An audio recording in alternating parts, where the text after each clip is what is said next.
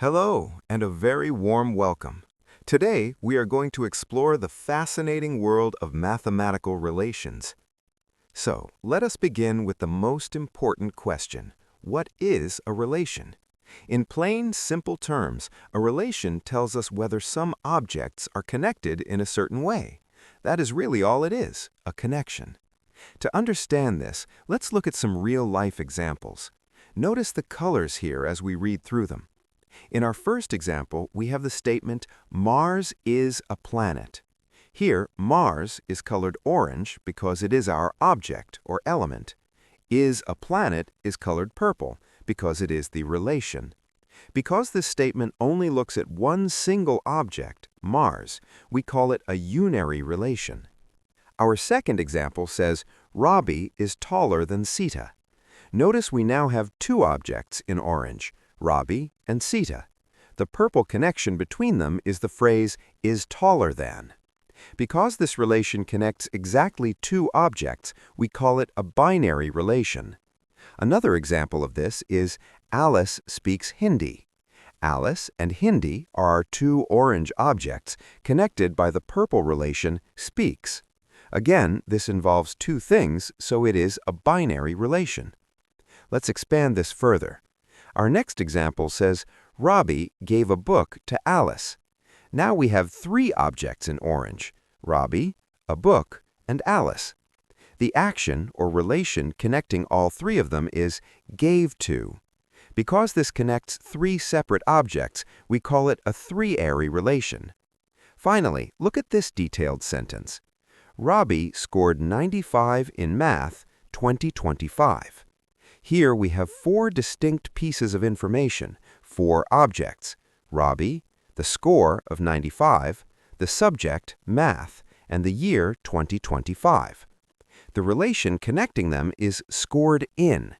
Because there are four objects connected together, we call this a n-ary relation. You might have noticed a pattern with the words unary, binary, and n-ary. This brings us to a very important concept called the arity of a relation. Arity simply means how many objects the relation talks about at once. It is a mathematical way of counting the participants in our connection. Let's look at a quick summary table. If the arity is 1, the name of the relation is unary. A quick idea of what this means is that it describes a property of just one single object. If the arity is 2, we call it a binary relation. This represents a link between two objects. If the arity is 3, it is called a n-ary or ternary relation, meaning it is a link among three objects. And we can keep going. In mathematics, we use the letter n to stand for any whole number. So, if the arity is n, we call it an n-ary relation, which is simply a link among n objects. Let's take a much closer look at a unary relation where the arity is exactly 1. Remember, a unary relation involves only one element at a time. It's like looking at a group of things and asking a simple yes or no question about each individual item. Let's define a blue set, capital A, which contains the numbers 1, 2, 3, 4, and 5. Now let's define our purple relation, script r, as the rule is even. If we look at our numbers individually, we can test this relation. We look at number 1. Is 1 even? No, so it stands alone. We look at number 2. Is 2 even? Yes, so we can put a green circle around it and label it even. Number 3 is not even. Number 4 is even, so it also gets a green circle. Number 5 is not even. Therefore, the relation r, applying the rule is even to our set A, gives us a new collection containing only the numbers 2 and 4. We write this as r equals the set containing 2 and 4. It just filtered our original set based on a property of single elements. Now, let's step up to a binary relation, where the arity is 2. A binary relation connects two elements together. Let's look at an example. We have a blue set A containing the numbers 1, 2, and 3. Our purple relation, r, is the rule is less than, represented by the mathematical less than symbol. Because this is a binary relation, we need to look at pairs of numbers from our set and ask, is the first number less than the second number? Let's find all the pairs that make this true. Is 1 less than 2? Yes, so the pair 1, 2 is part of our relation. Is 1 less than 3? Yes, so the pair 1, 3 is included. Is 2 less than 3? Yes, so the pair 2, 3 is also in our relation. We can't include pairs like 3, 1 because 3 is not less than 1. So our final relation R is the set of these valid pairs, 1, 2, 1, 3, and 2, 3. Notice how the numbers are orange because they are our elements, and they are grouped together to satisfy the purple relation. Let's go one step further and look at a three-ary or ternary relation. As you can probably guess, a three-ary relation connects three elements at once. We are no longer looking at singles or pairs, but triplets. For our example, let's use a blue set A containing the numbers 1, 2, 3, 4, and 5. This time, our purple relation R is a mathematical equation, A plus B equals C.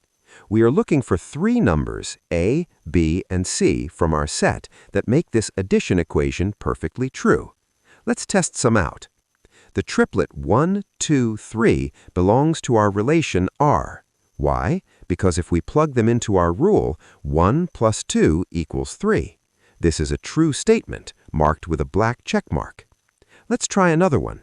The triplet 2, 3, 5 also belongs to our relation R, because 2 plus 3 equals 5, another true statement, another check mark. By testing combinations of three numbers, we build our three-ary relation. Now that we have explored specific examples of relations like unary, binary, and ternary, let us take a step back and look at the general picture with n-ary relations. An n-ary relation connects n elements simultaneously, where n can be any whole number you choose. To look at this formally, imagine you are given a sequence of sets, A1, A2, all the way up to an. An n-ary relation is simply defined as a mathematical subset of the Cartesian product of all these sets. In notation, we write this as a cursive R followed by the subset symbol, and then A1 cross A2, continuing all the way to cross AN. If this formal definition feels a bit abstract, there's a very practical way to visualize it. Simply think of an n-ary relation as a data table with n columns. Every single row in that table represents one valid tuple, or one connected group of items, that belongs to the relation. Moving forward, there are two beautifully connected ways to think about what a relation actually is. Let us start with the first perspective, seeing a relation as a function. You can think of a relation as a testing machine or a function that takes in an input and outputs either a true or a false. Let us look at an example of a binary relation on a set A, which contains the numbers 1, 2, and 3. We can write our relation as a function mapping the Cartesian product of A and A to a set containing just T for true and F for false. Let our relation be the rule is less than. If we look at the table on the screen, we can test our inputs. We feed the pair 1, 2 into our machine. We ask, is 1 less than 2? Yes, so the output is true. Next, we test the pair 2, 1. Is 2 less than 1? No, so the output is false. We test 3, 3. Is 3 less than 3? No, so again, the output is false. The relation simply acts as a true or false checklist for every possible pair. Now, let us turn to the second perspective, which views a relation as a subset. Instead of checking every pair and attaching a true or false label, what if we just collect the pairs that pass the test? We keep only the tuples that return true. That specific collection of pairs is the relation. Using our same is less than rule on the set A containing 1, 2, and 3, let us first look at all the possible combinations. The cross product of A and A gives us 9 possible pairs: 1, 1, 1, 2, 1, 3, 2, 1, 2, 2, 2, 3, 3, 1, 3, 2, and 3, 3. If we filter this entire list and keep only the pairs where the first number is truly less than the second, our relation R shrinks to a subset containing just 3 pairs: 1, 2, 1, 3, and 2, 3. We write this as R is a subset of A cross A. The most important takeaway here is written at the bottom. The two perspectives are absolutely equivalent. To make this crystal clear, let us put both of these perspectives side by side for the exact same example. We have our set A with the numbers 1, 2, and 3, and our relation is the less than symbol. On the left, we have view 1, the function. We list out all 9 possible pairs, and next to each one, we assigned an F for false or a T for true, based on whether the first number is less than the second. You can see the green T's next to 1, 2, 1, 3, and 2, 3, while everything else gets a red F. On the right, we have view 2, the subset. Here, we completely ignore the false pairs and just gather the true ones into a single set. Our relation R is equal to the set containing the pairs 1, 2, 1, 3, and 2, 3. As the screen says, this is the exact same information, just in different packaging. Whether you prefer the true or false checklist or the filtered subset, you're describing the exact same mathematical concept. This brings us to a fascinating question. If we have a set of elements, how many completely different relations can we possibly create from them? To figure this out, we can use a very simple idea. Every possible tuple is either in the relation or it is out of the relation.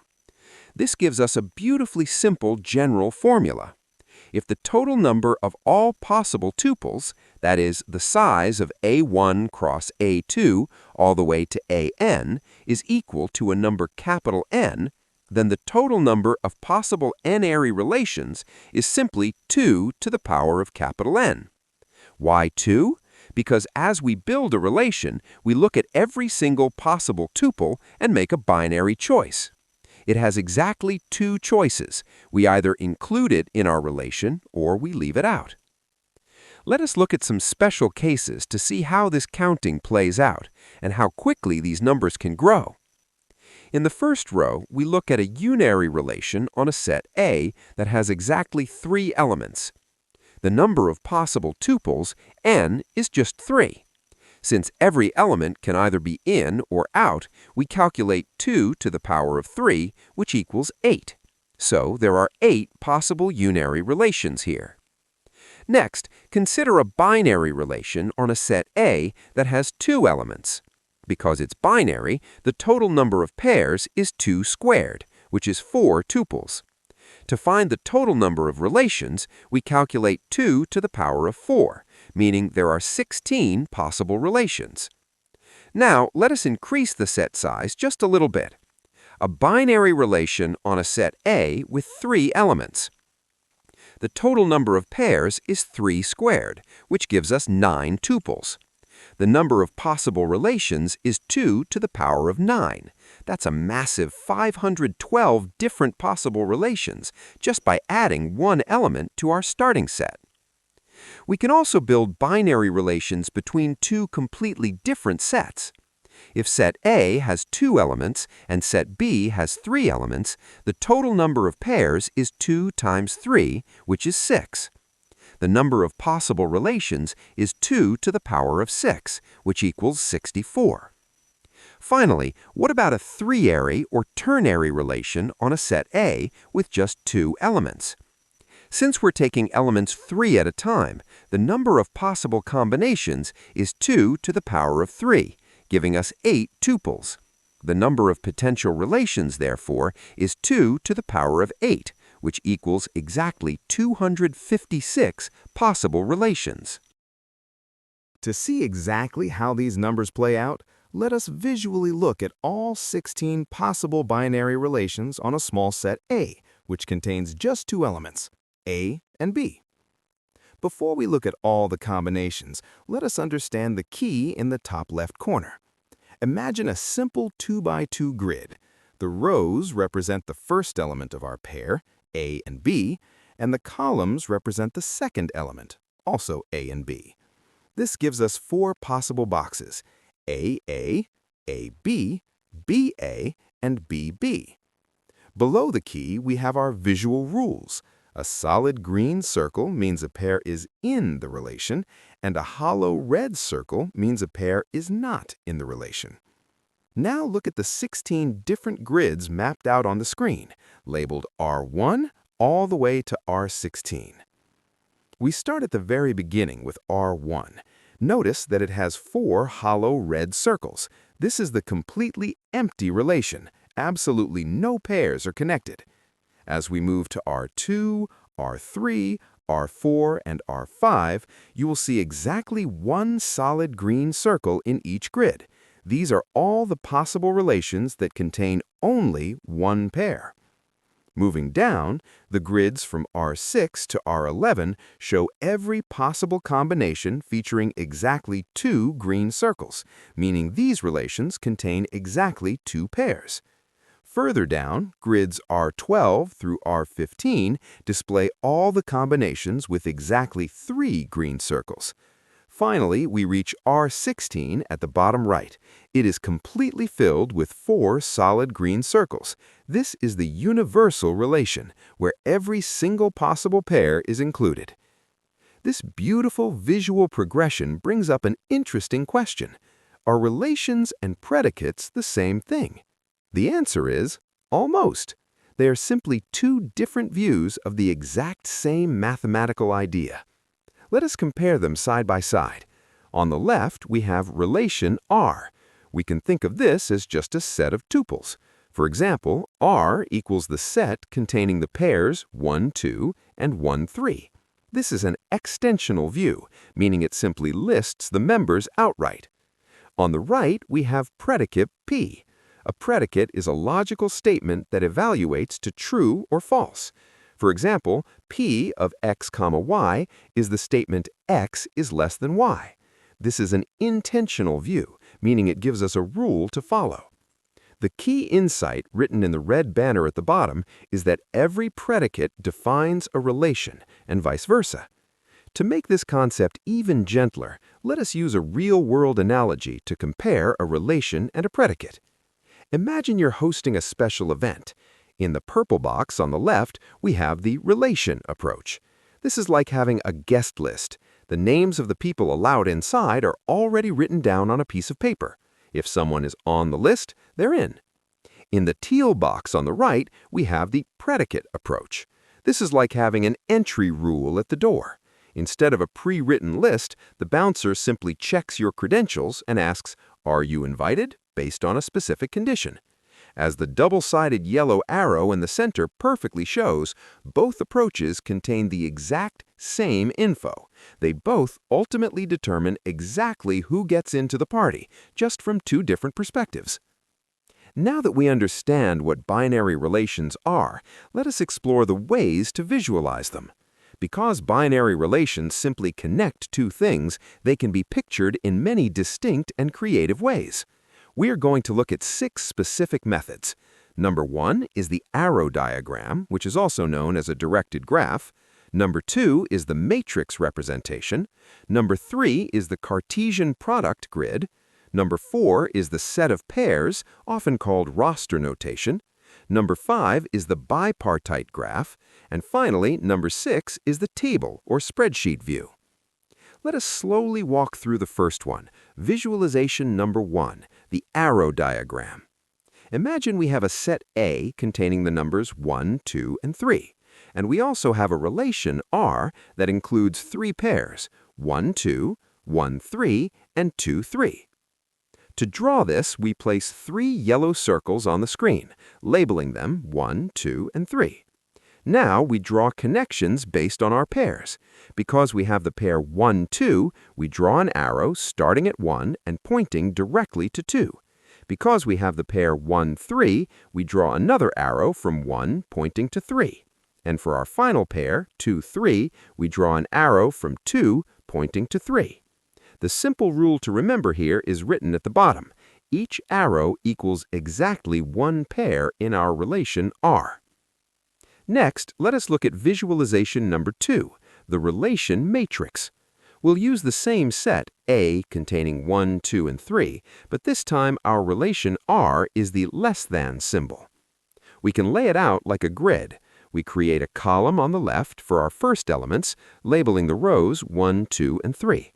Across the top, we label our columns 1, 2, and 3 for our second elements. Now we fill in the matrix row by row with T for true and F for false. In row 1, is 1 less than 1? False. Is 1 less than 2? True. Is 1 less than 3? True. So the first row reads F, T, T. In row 2, is 2 less than 1? False. Is 2 less than 2? False. Is 2 less than 3? True. So the second row reads F, F, T. In row 3, is 3 less than any of these 3? No. So the third row is simply F, F, F. As the text at the bottom explains, for any row A and column B, a green T simply means that the pair A, B is successfully included in our relation R. Let us move on to our third way of picturing relations, the Cartesian grid. We will continue using our familiar set A, containing the numbers 1, 2, and 3, and our relation R, which represents the less than rule. Imagine a standard graph. Along the bottom horizontal axis, we place our second elements, the numbers 1, 2, and 3 written in orange. Along the vertical axis, going upward, we place our first elements, again 1, 2, and 3. Now we plot our points on this grid. As the key at the bottom tells us, a solid green circle means the pair is actually in the relation, while a hollow red circle means it is not. Let us look at the bottom row where the first element is 1. 1 is not less than 1, so we place a hollow red circle. However, 1 is less than 2, and 1 is less than 3, so we place solid green circles in those spots. Moving up to the middle row, where the first element is 2, 2 is not less than 1, nor is it less than 2, giving us 2 hollow red circles. But 2 is less than 3, so we get a solid green circle on the right. Finally, looking at the top row, where the first element is 3, 3 is not less than 1, 2, or 3, so we see a complete horizontal row of 3 hollow red circles. Our fourth visualization is perhaps the most straightforward of them all, the set of pairs, also known as roster notation. The idea here is wonderfully simple. You just list all the valid pairs. In our example box, we see our relation R written out explicitly. It is equal to a set, shown by curly braces, containing exactly 3 specific ordered pairs, 1, 2, 1, 3, and 2, 3. That's all there is to it. As the note at the very bottom of the screen points out, if you're reading a mathematics textbook, this is the most common notation you will encounter. It is pure, simple, and tells you exactly what belongs in the relation without any extra drawing. Next, we have visualization number 5, the Bipartite Diagram. This method is beautifully useful when we're connecting elements from 2 completely different sets. Let us say we have a set A containing the numbers 1 and 2, and a set B containing the letters A, B, and C. Our relation R consists of the pairs 1A, 1C, and 2B. To draw a bipartite diagram, we place all the elements of set A in a neat vertical column on the left side inside light blue circles. Then we place all the elements of set B in another vertical column on the right side inside orange circles. Now we just draw arrows connecting them based on our pairs. Because our relation contains the pair 1A, we draw a purple arrow starting at the number 1 and pointing to the letter A. We also have the pair 1C, so we draw another arrow from 1 pointing down to the letter C. Lastly, for our pair 2B, we draw an arrow crossing over from the number 2 to the letter B. It's a fantastic way to see exactly how two different worlds map across to one another. Our sixth and final visual approach is the table or database view. If you've ever worked with a spreadsheet on a computer, this will feel very familiar. You can literally think of a relation as a database table. Let us look at the visual example. We have a simple table with two columns. The first column is labeled Student in light blue, and the second column is labeled Course in orange. Underneath, we have our rows of data. Alice takes math. Below that, Alice takes physics. Below that, Bob takes math. And in the final row, Carol takes chemistry. In this format, as the bottom text clearly states, each single row represents exactly one pair in our relation R. So the pair Alice, math is one element of our relation. This simple table structure is the exact mathematical foundation of how modern computer databases store and link all of their information. Now that we know how to picture them, you might be asking, why are binary relations so incredibly important? The simple truth is that binary relations are literally everywhere in mathematics. Let us look at the green box on the left for some familiar examples you probably use all the time. The equals sign in A equals B is a relation of equality. The less than sign in A is less than B is an ordering relation. The vertical bar in A divides B is a mathematical relation. Even the classic symbols for X is an element of set S or set A is a subset of set B are just different binary relations we write down every day. Now let's look at the purple box on the right. Beyond just basic symbols, binary relations actually build everything in advanced math. Functions are just special types of relations. Relations are used to create things called equivalence classes, as well as partial and total orders. Whenever you study a graph in computer science, you're simply looking at a set combined with a relation of edges. And of course, databases rely entirely on them to function. This brings us to a beautiful and profound realization. Functions are actually just special binary relations. We can formally define that a function f that maps from a set A to a set B is just a binary relation that happens to follow two very strict rules. Let us read these two rules carefully from the purple box. Rule number 1 is the total rule. It dictates that every single element in your starting set A must map to at least one element in set B. You cannot leave any inputs unassigned. Rule number 2 is the unique rule. It dictates that every element in set A must map to upmost one element in set B. A single input cannot suddenly split and point to two different outputs. When we combine these two rules together, we get the golden, simple definition of a function, written clearly at the bottom of the screen. Every input has exactly one output. To truly understand what makes a function special, it helps to look at when a relation fails to be one. Let us explore two specific ways a relation can break the rules of being a function. Imagine we have a starting set, A, containing the numbers 1, 2, and 3, and a destination set, B, containing the letters A and B. On the left side of the screen, we see fail 1, too many outputs. Look closely at the number 1 in the yellow circle. There was a red arrow pointing from 1 to the letter A and another purple arrow pointing from 1 to the letter B. This breaks our unique rule. As the text below points out, the input 1 has two outputs. A true function must be entirely predictable, so an input can never split like this. Therefore, this relation gets a red cross. It is not a function. Now look at the right side of the screen, showing fail 2, missing output. Here, the number 1 points perfectly to A, and the number 2 points perfectly to B. However, look at the number 3. It is sitting inside a red circle with absolutely no arrows coming out of it. This breaks our total rule. Every single item in our starting set must participate. Because the input 3 has no output, this relation also gets a red cross. Now, let us turn to the positive side and look at 3 examples of perfectly valid functions marked with a green check. We're using the same starting set A with 1, 2, and 3, and a slightly larger set B with the letters A, B, and C. Our first example on the left is a 1-to-1 function. The number 1 points directly to A, the number 2 points perfectly to B, and the number 3 points strictly to C. Below it, we can see the set of pairs, 1A, 2B, and 3C. Everything is perfectly organized with no shared outputs and no missing inputs. In the middle, we have a many-to-1 function. Here, the number 1 points to A, and the number 2 also points to A. The number 3 points to B.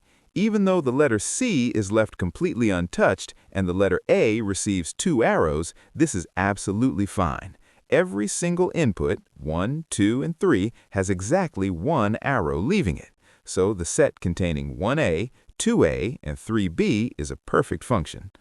On the right, we see a constant function. Here, every single number, 1, 2, and 3, all point directly to the letter B.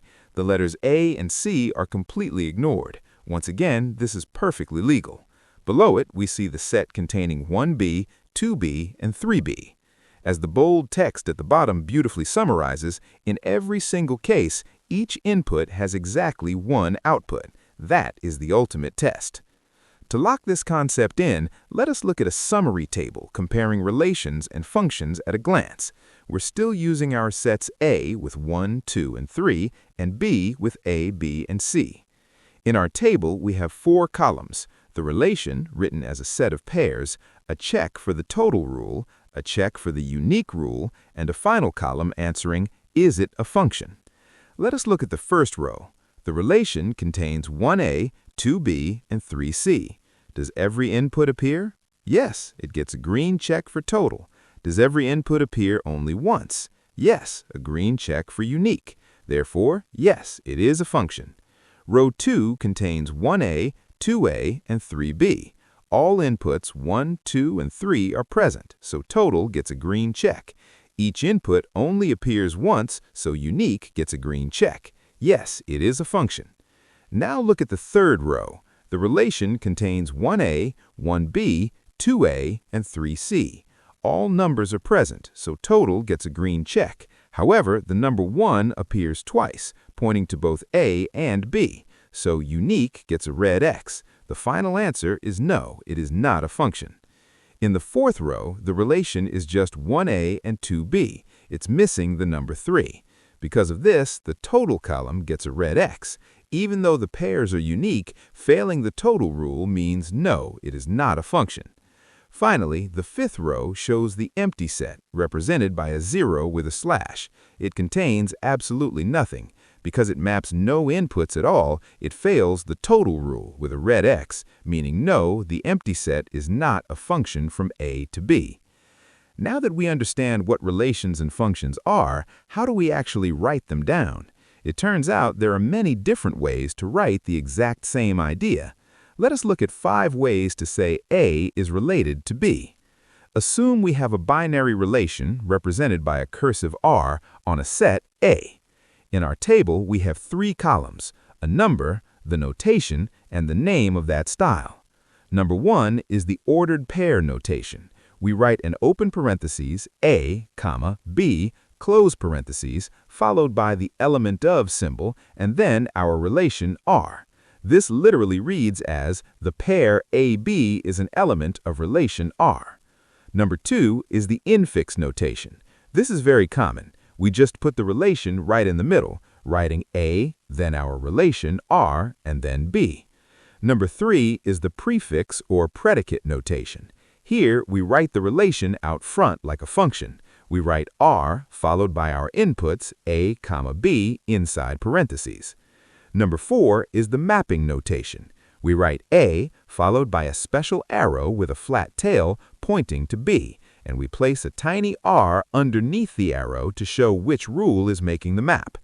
Number 5 is the arrow notation. Very simply, we write A, draw a standard right-pointing arrow with the R symbol hovering over it, and write B.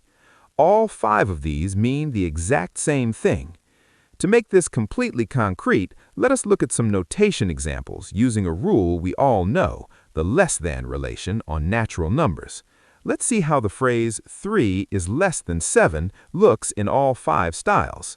In the ordered pair notation, we write the pair 3, 7 inside parentheses, followed by the element of symbol, and then our relation r. In the infix notation, we use the familiar mathematical symbol. We simply write the number 3, the less than angle bracket, and the number 7. In the prefix or predicate notation, we treat it like a true or false function. We write our cursive r, open parentheses, 3, 7, close parentheses, equals a green T for true. In the mapping notation, we write 3, the mapping arrow with the flat tail, a tiny less than symbol below the arrow, and the number 7. And in the arrow notation, we write 3, a standard right-pointing arrow with the less than symbol hovering over it, and the number 7. As the bottom text confirms with a green check mark, all of these literally just say 3 is less than 7. But what if the statement is false? Let us look at how to write A is not related to B. When the relation doesn't hold, we generally just use the same notations but add a line to cross them out or negate them. Let's use the false statement that 5 is less than 2. For the ordered pair notation, we write the pair 5, 2, but we use the not an element of symbol, which is the regular element symbol with a slash through it, followed by r. For the infix notation, we write a crossed-out relation, r, and b. In our example, it's 5, the less than symbol with a slash through it, and 2. For the prefix or logical not notation, we use the logical not symbol, which looks like a little right angle hook. We write not r of a, b. In our example, it's not r of 5, 2. Alternatively, if we treat the relation as a true or false output, we simply write r of a, b equals a red F. For our numbers, r of 5, 2 equals F. As the bottom text confirms with a red X, all of these smoothly say 5 is not less than 2. We've covered a lot of wonderful ground, so let's take a moment to look at a quick summary of everything we've learned. The screen shows a connected map of our journey. Starting in the blue box at the top left, the core idea is that a relation connects elements from sets. Following the gray arrow down to the yellow box, we learned about arity, which is simply the number of elements involved at once, like unary, binary, or ternary. Following the arrow straight across from the blue box to the purple box, we saw that there are two distinct views of a relation. You can see it as a function that outputs true or false, or you can see it purely as a subset of collected pairs. Following the arrow down to the green box, we discovered that predicates, which are logical rules, and relations are completely mathematically equivalent. Finally, following the arrows down from both the arity and predicate boxes at the bottom, we arrive at the pink box. Combining all these ideas, we learned how to count them. There are exactly 2 to the power of n possible relations on a total of n tuples. Thank you so much for following along on this journey through mathematical relations. Happy relating! Please consider liking, sharing, and subscribing to join our gentle community, and I would truly love to hear your wonderful thoughts in the comments below.